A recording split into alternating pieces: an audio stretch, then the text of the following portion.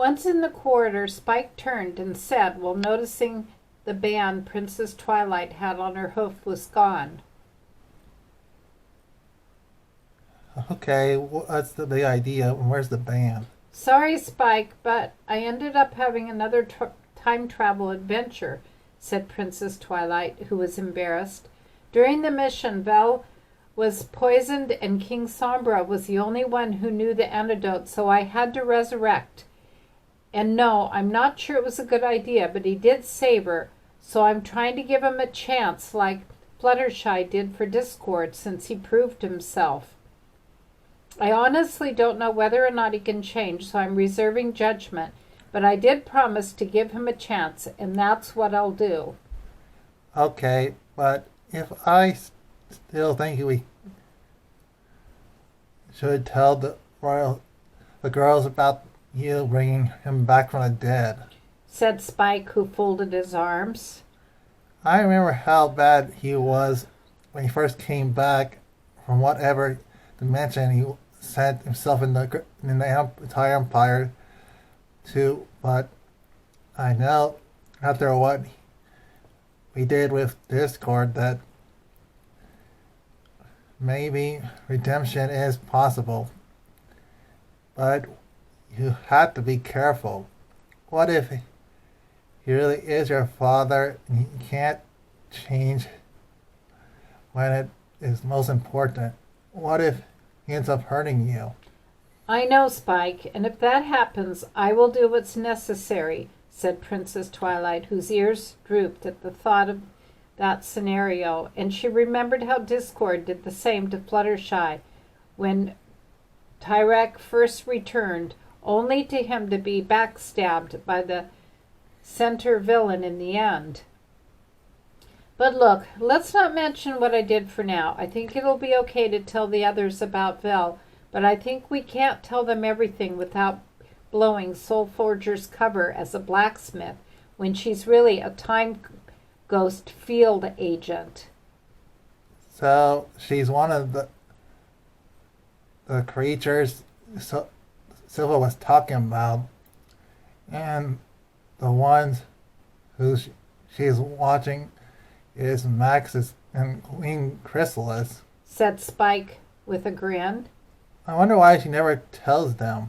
Well, you'll have to ask her. All she told me is she was born with a very creepy power she can never turn off, but it seems harmless, said Princess Twilight before they head back into the royal study to find that Vel seems a little less sad after trying some of Spike's homemade cupcakes. We can take it from here if you need to go back and meet up with Soul.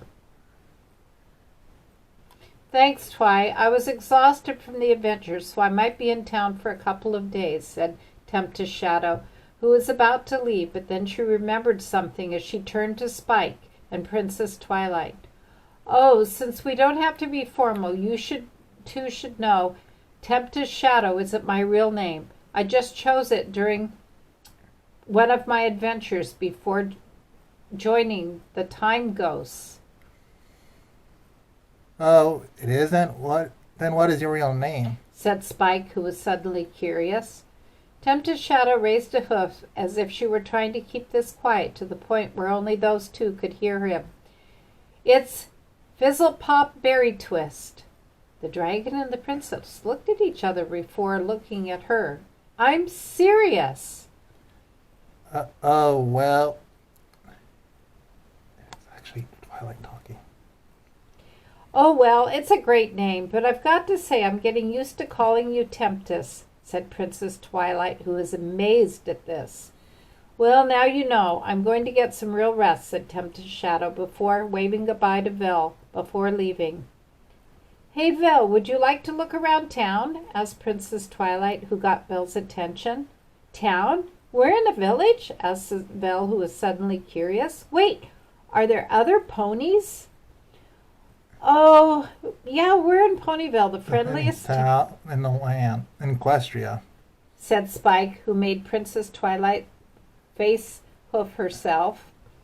Okay, said Vel, who was surprisingly okay with the idea.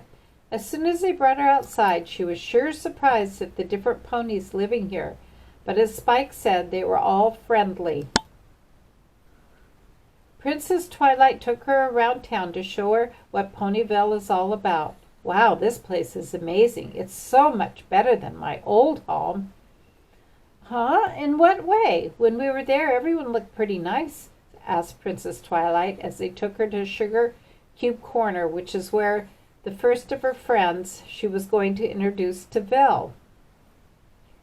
Well, you ever heard of the phrase, looks can be deceiving?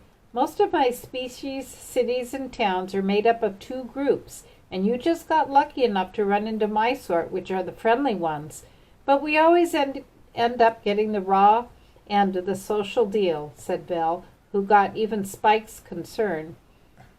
I'm what one would call the black sheep of the litter. I'm no runt, but nice Alizotos. Always end up abandoned and live in ruins, while the ones who live in regular homes are either stuck-up ones who believe themselves better than the nice ones, or are just trying to blend in with the meaner ones.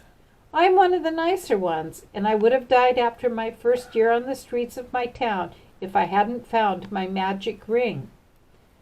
I see, said Princess Twilight, who is even feeling more sorry for her now, realizing that her kind aren't all good at treating each other with respect and love.